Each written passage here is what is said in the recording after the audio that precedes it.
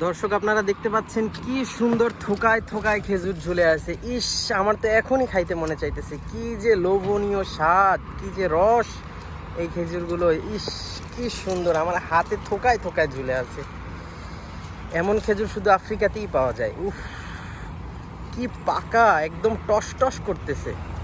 এক একটা কিরকম মোটা খেজুর, উফ, যা বলার মতো না। দর্শক আপনারা দেখতে পাচ্ছেন প্রচুর খেজুর গাছ আছে এখানে।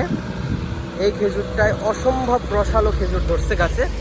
গাছ ভর্তি 10টা ছড়া খেজুর।